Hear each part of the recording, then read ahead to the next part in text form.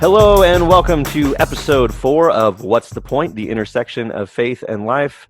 I am your host, John Muth, and joining me, as always, is my bodacious co-host, Trey Fall. He's looking very bodacious today. That's a big word for you, buddy. Yeah, I don't know how to spell it. It's got a C in it, maybe a B. Yeah. How are you today, man? Hey, I'm doing all right. It's the day we film this. It's a nice 80 degrees outside, I think. Or it's going to get to 80 degrees. So Nice and warm. Get rid of that cold weather. Yeah. So today we are interviewing Shan Wood. In our last episode, we interviewed his wife, Leslie, talked about their family and kind of some of their story. And today we're interviewing Shan, and we are talking about just his experience, really our collective experience too, during this pandemic and what's been happening with CrossPointe, and then picking his brain about the future and kind of where he sees us heading and kind of what's next for CrossPointe. It's going to be really good. Now we both really love working for Shan. He's a great boss, great guy, but he's got some things that if you're around Shan long enough, he'll say some of the same sayings. He'll talk about some of the same things. And so during this podcast, Trey, I wanted to play a little game where we predict some of the things he's going to say. Great. And so we can keep track during the podcast. So you got any predictions? What's Shane going to say? Well, he's definitely going to talk about bacon. Yes, of course. He loves bacon. Yep, loves bacon. I think he's going to talk about the Navy. I mean, Shan. Every staff meeting, he tells a story about when he was in the Navy, and they're usually pretty good. But it's funny because he'll say, "Hey, have I told you this story?" And sometimes I'll say yes, and then he'll just tell it anyway because. So that's fun. Well, you've been here longer than I have, so some of them you may have heard before, but I haven't. Right? So. Yeah, I know. He just wants to tell you, but I've heard it. They're always funny. You should, if you ever have the chance to talk to Shan alone, ask him to tell you some of his Navy stories, and they're pretty great, pretty funny. All right, what's your next prediction?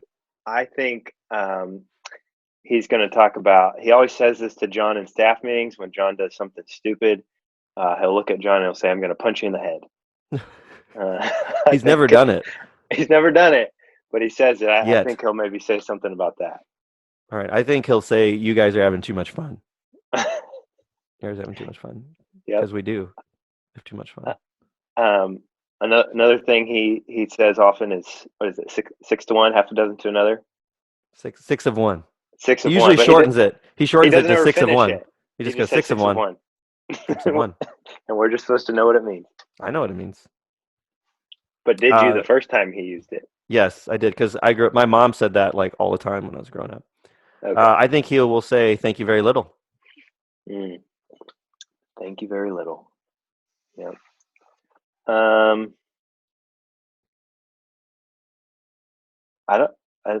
He'll probably maybe say something about Shan's paraphrase version. Shan's paraphrase version.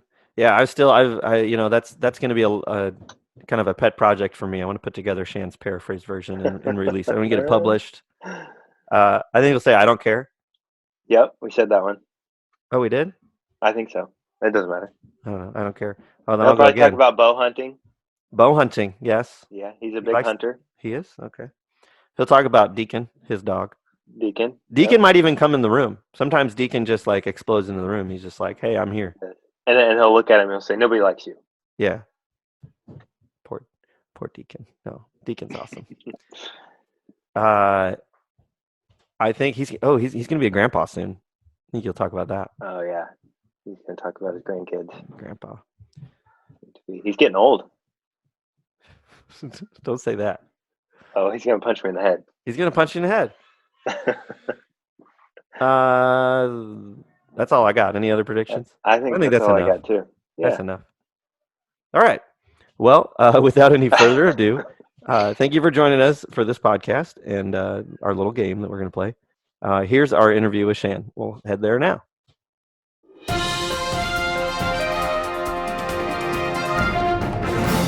And we're back. We're here with Shan Wood, the lead minister at CrossPointe Church.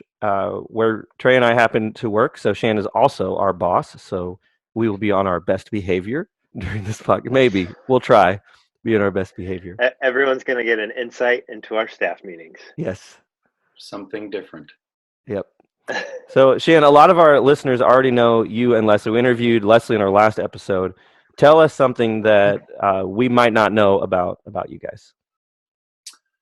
You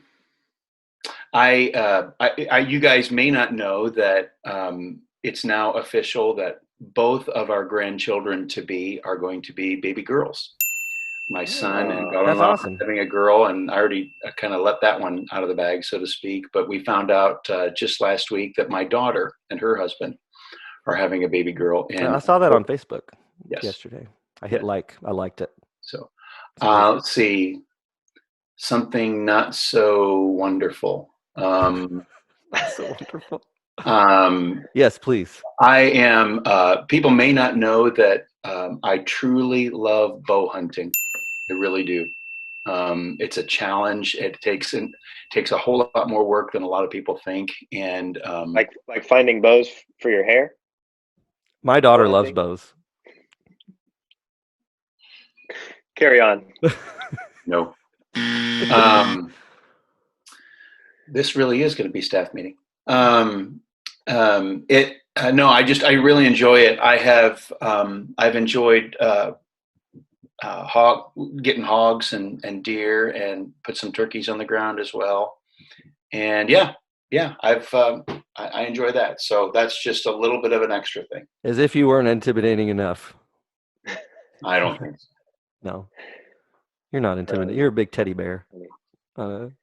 Anyway. So Shan, one of the things we wanted to pick your brain about and talk with you about is COVID related and everything that CrossPointe Church and churches have been going through the last couple months. And in a lot of ways, church leaders and people in the normal world have never had to lead or go through anything like this. As a church leader, what's been one of the most difficult parts about that? In so many ways, it's not really different from anyone or anything else. The biggest challenge is, in general, churches, by their nature, or at least should be by their nature, they want to help people. And the very nature of this virus, the very nature of the stay-at-home orders and the safer-at-home orders and all those things really required that we couldn't help people. We weren't able to get out and comfort people and encourage people. Some things could be done. You could do a drive-by grocery drop and just check in, but the distance aspect, the separation aspect, really I think has been the most difficult when people really need to be encouraged. And need to be encouraged face to face. That just can't happen for the overwhelming majority of people. And I think it's left a deep void in the hearts and relationships of so many. It really has. Yeah. What are some things that you've seen, either people from our church or other churches? What have you seen people do to try and fill some of that void? In the distance, like maybe a story or two that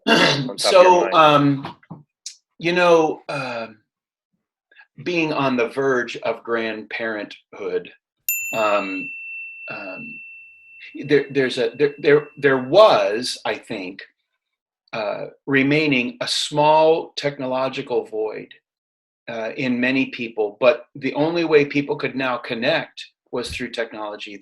So if you didn't know about Zoom, you learned. If you didn't know how to do FaceTime on your phone, or if you didn't have a phone that could do FaceTime, I knew that there were some adult children who were giving their parents either tablets or iPhones or things along those lines so that they could now communicate with their family and be like that. And my goodness, people in hospitals that weren't able to see anybody. Talk about how heart-wrenching that must have been, and chaplains just holding up tablets or holding up phones to patients in hospital beds, and the only way that they could communicate. So the whole technological shift and coming up to speed on Zoom and some of the funny stories that you may have seen where people forgot that the screen was on while they were in the middle of a Zoom call, and somebody in the family walks by in a not so wonderful state of being. So, those kinds of funny things are happening, and that's an interesting perspective. No, that's good. Yeah. So last week we announced that, obviously the building has been closed for since March 8th. Was that our last Sunday? Yes, that's right. Altogether. And so last week we announced kind of our plans for reopening the building and how we're moving forward. Can you talk a little bit about that decision and why we're taking it slow? Real quick, if you haven't watched that video, it's worth checking out. Head to our YouTube page, and it's one of the first videos. So check that out if you haven't seen it. So part of the reason that this dynamic of the virus has really kind of made everybody measure every single step that they take in any and every organization, and for that matter, in any and every family. So the decision to just kind of incrementally come back little by little really wasn't something that we came up with as much as it was something that we were guided to do, I think.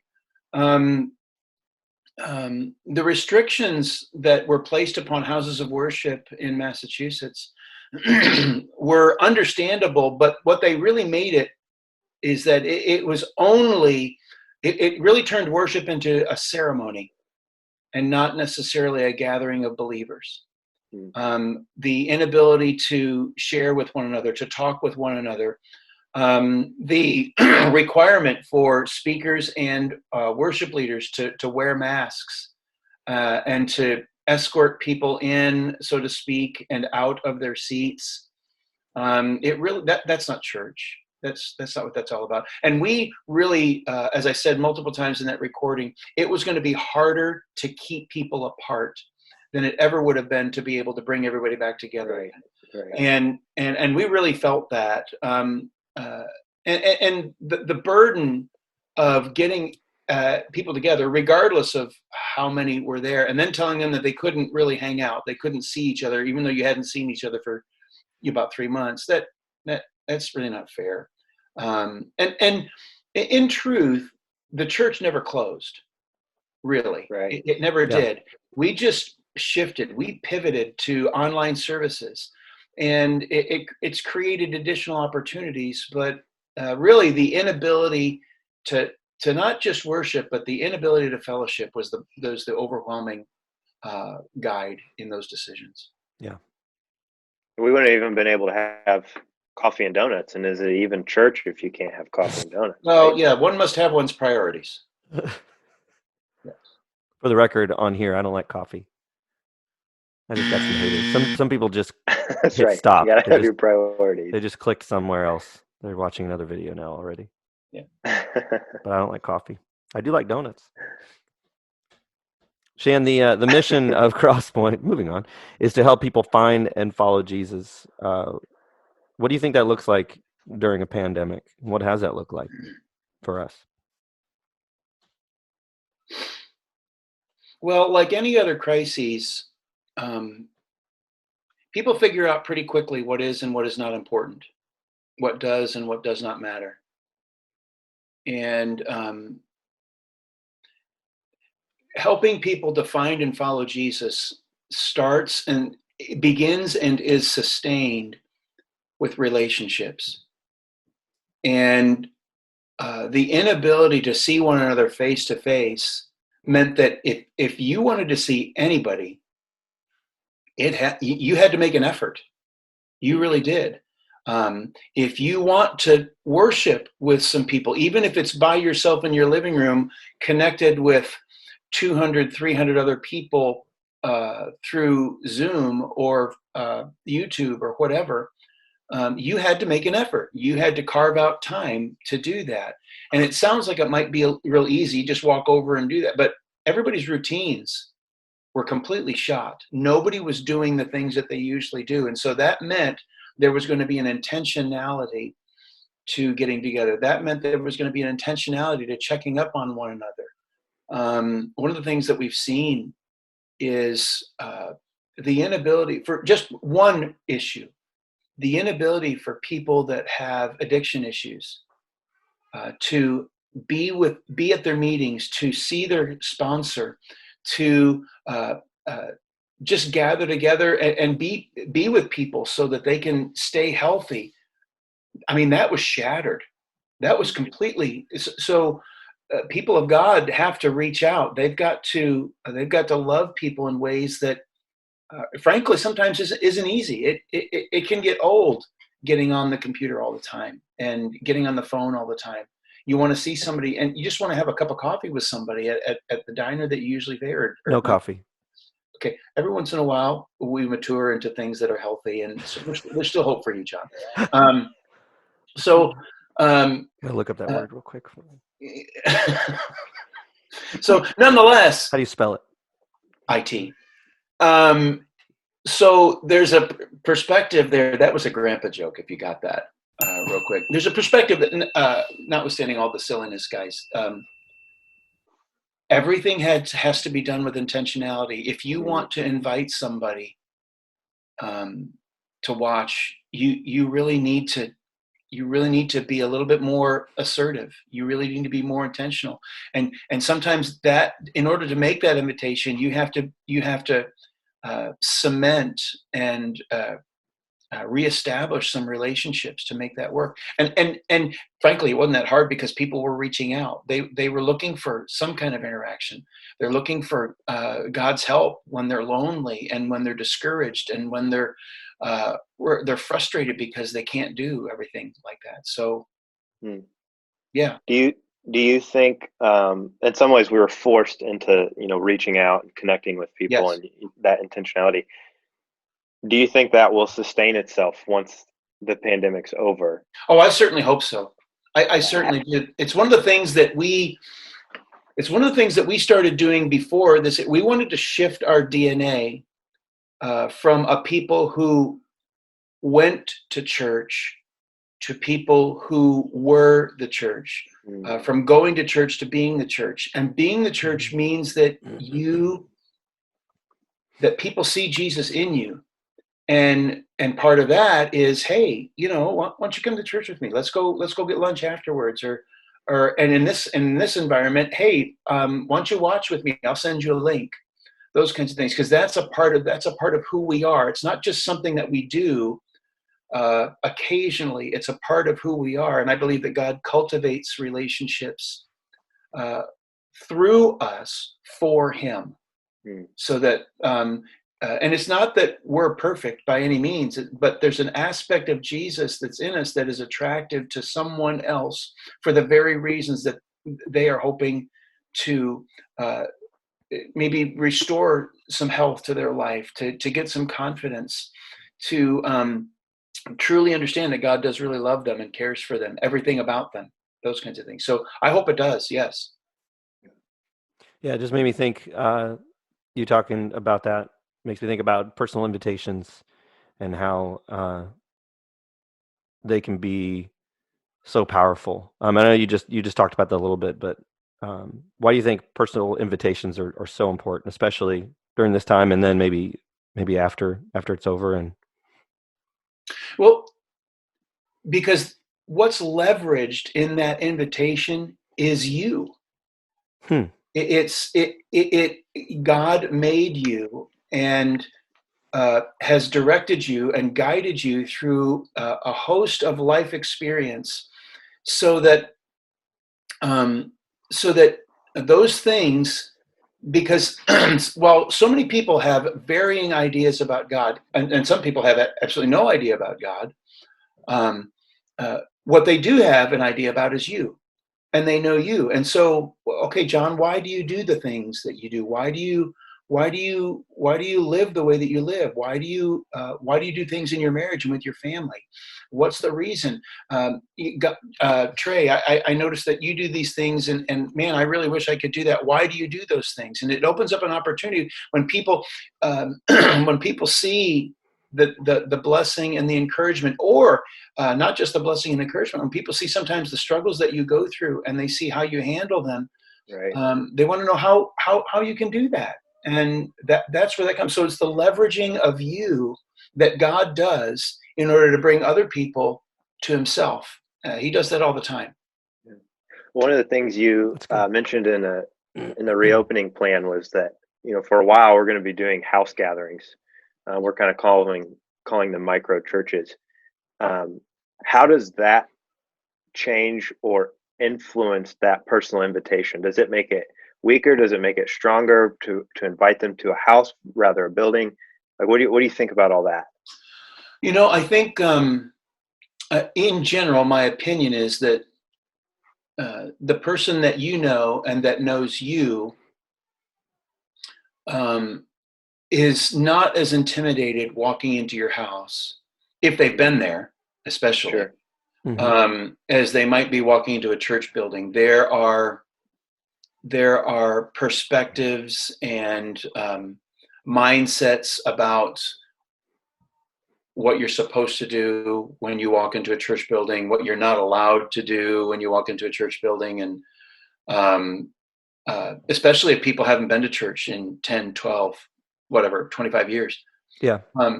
So to walk into somebody's house and sit down, 6 feet away on a couch and watch a service, that's not intimidating.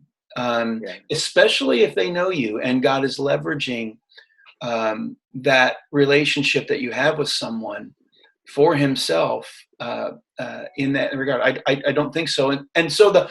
And even the word micro churches, those are things that we use to plan and coordinate, but really it's nothing sophisticated. It's not anything that has a specific kind of delegated structure. It is, hey, you want to come watch this with me? It's in some ways, instead of sitting down and watching the game when they start again, or a movie, it's no different. And then talking about some stuff, it's really no different. It's as easy as can be. But the other reason why we wanted to do that is because it really has been so long since we have gathered with our friends. We've gathered, and people are just now starting to open those doors literally again. And so to kind of get us back into the groove so that they don't. So the last time we got together was March 8th, and now it would be, for the sake of discussion, June 8th, or June 7th, and they're walking in the door, and suddenly there's all these people, and it's going to be weird. It will be weird the first time that we bump back into each other, and especially with the differing opinions about what people think about social distancing, or what this person did or that group has done. That's all, and people are going to have to. The first few interactions are going to. Is it okay if I do this? How close can I get? How far am I supposed to stay away? All that stuff is going to be relearned again. Trey, can I give you a hug this Sunday? Absolutely not. Don't touch me. Okay. Will that ever change? No. Social distance from you forever. Wow. There's going to be a whole other meeting after this meeting. But I mean, seriously, we're going to relearn all that stuff, and the learning won't take more than a few minutes. But one of the things we are going to learn is we're going to have to be patient with one another in each individual's measurement of what is and is not going to happen in interpersonal reactions. So it's just going to be a kind of a learning curve.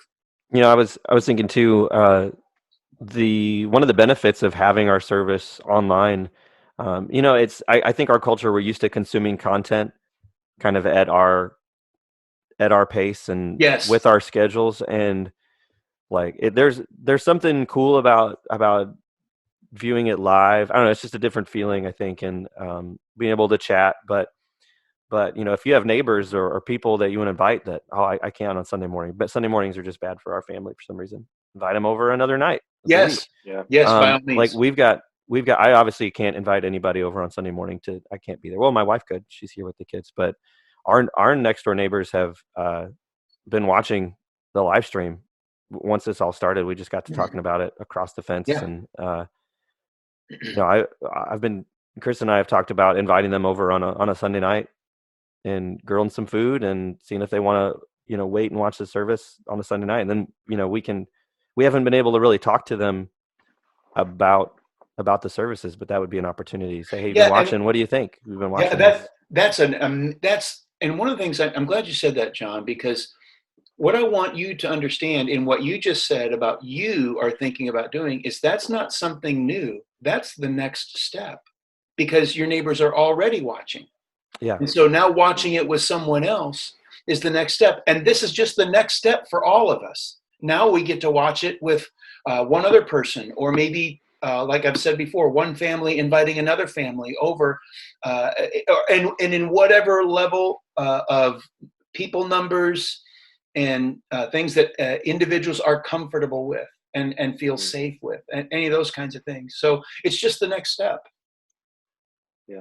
Shan, do you have any like real practical tips for hosting? You and Leslie are great at hosting people. I've been over to your house a number of times for steak and fires. It's always a fun time. So just for our listeners who are thinking about inviting their friend to come watch the stream with them, to do church at their home, what's some of those practical tips you have? You have people over for steak? So I need to call a timeout. So the last great. last two times you spoke, you got chicken wings, and yesterday you got toilet paper on Sunday. Are you kind of plugging for somebody to bring steak? Is that what you're doing right now? No. Okay. I want some steak. Yeah. It's but I won't say no. Yeah. It's Moocher. After a while, people know when you are not you. And what I mean by that is you have to be original. You have to be authentic. And so, for instance, if you went to John's house and he started serving coffee, everybody would know something is up. My wife loves coffee. Yeah. That's not a good example. But if John started drinking coffee, everybody knows something was up, kind of a thing. It's just another one of those things that I get cool points because my wife is so awesome. Yeah. We all get points for that. Everyone likes her. Yeah, we all married up. The fact of the matter is this: that's what it means when God's leveraging those relationships, because there's a perspective where you're just coming over is just an opportunity to cement something, to dig a little bit deeper. It's the opportunity where you have a little bit more of a conversation that was maybe started in the foyer at church, or maybe started in the aisle at a store. This is all before COVID stuff. Or now it's, hey, we had that conversation via Zoom or via FaceTime. Now let's dig a little bit more in that kind of a thing. It's just being honest, just being real. It's showing yourself sometimes when you can get frustrated about things, but keeping those relationships special. That it's not necessarily stuff that you talk about everywhere else, but relationships really can be established in somebody's home. Mm-hmm. It really can be, and it's just about being you. And sometimes it gets awkward because you're trying to clean up the house, or you think people are going to make judgments about what you do or do not have, or anything else like that. We stopped that. We stopped worrying about that a long time ago. And so just being you. That's good. That's really good advice. So for people, so a couple things: invite someone over. If you are hosting, let us know. We're trying to track as best we can and get feedback from people about these micro churches and just their experiences. So let us know. There'll be links on our Connect page on our website to both let us know that you're hosting, and also if you want to, if maybe you're new to CrossPointe or you want to find a place to go, we can try to get you connected too. So those links will be up as when this podcast is up. So check out our Connect page, and there'll be some frequently asked questions too if you have questions. Good thing to check out when you're done here. And I'd also add, one of the things Shan kind of hit on was that there's never a better time to invite somebody to church, because you don't have to necessarily worry about the awkwardness of coming to a building. They can just come to your house when both parties feel comfortable, and you can sit and watch the service together, ask questions. So if you have somebody that you're thinking of, man, invite them and leverage that relationship that God's given you. So Shan, that's all great advice. Yeah, one thing I do want to kind of double down on what you just said. Double down. We're trying to figure out what life, not just church, but life in general looks like, basically from the end of June on, and nobody has any idea. We're so many people, from individuals to families to businesses to government. We're all making this up as we go along. We really are. And that can be a terrible recipe. But the great opportunity for the church is that you can just be you. And God has made you to be attractive to somebody else for him. That really is important. And I want to say that once we do use the building for services again, that doesn't mean that if your friend's more comfortable watching the service at home with you, that you can't do that. Right. They may be more comfortable with that, and they may say, "Hey, listen, I've already been watching, like your neighbor. I've already been your neighbor John. I've already been watching for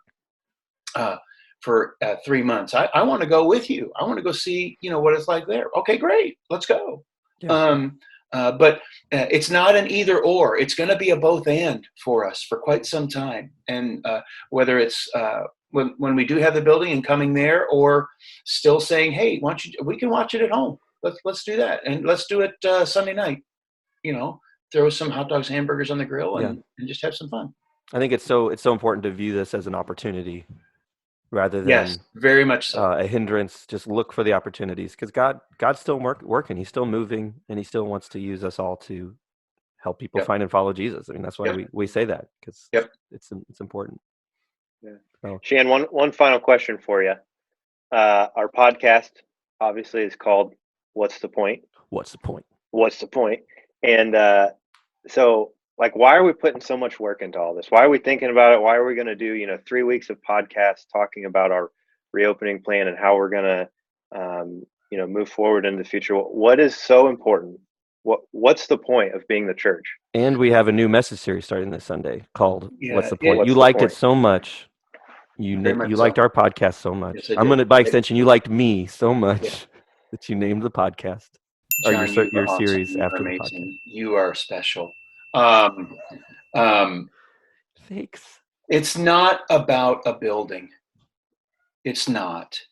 It's not even about the way that we particularly do things on Sunday morning. It's about our relationship with God.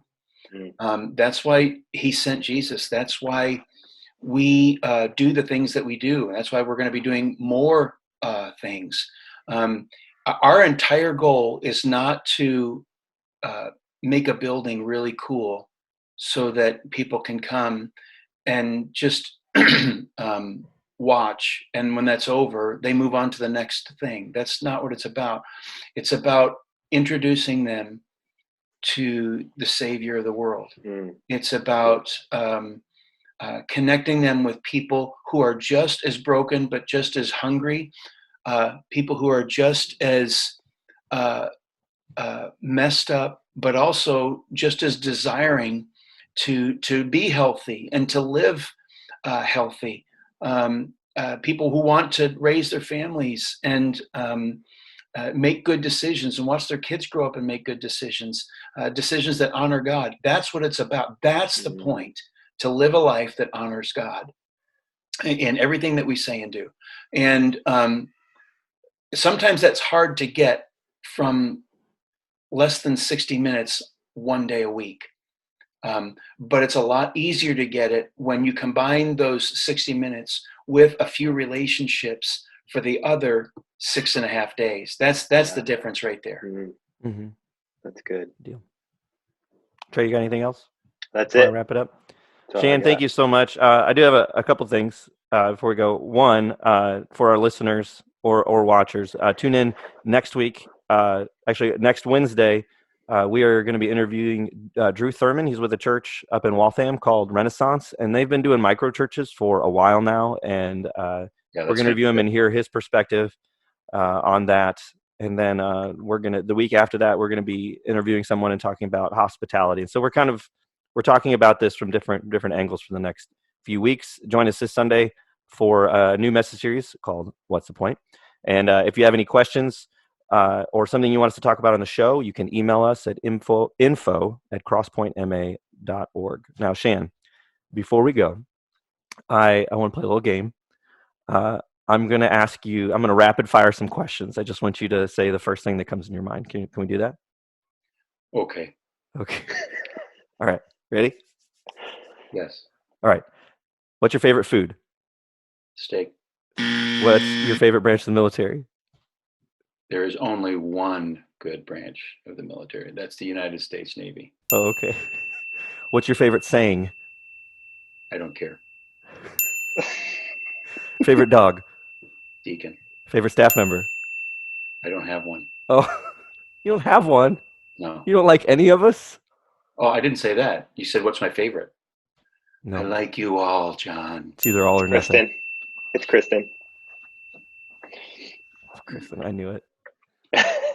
All right. Well, thank you again for your time today and your wisdom. That's all? That's all I got. Oh, that's all you got? Yeah, you didn't answer how I thought you'd answer either. What were you? I'm surprised you like steak more than bacon. I mean, you talk about bacon a lot. Well, bacon is kind of like an hors d'oeuvre. Oh, okay. Bacon's the thing you wrap around the steak. That's exactly right. Okay. Yeah. All right. That's exactly right. All right. Well, thank you. Thanks for watching. Thanks for tuning in to this episode. Please join us next time as we yet again attempt to answer the question, what's the point? What's the point? What's the point?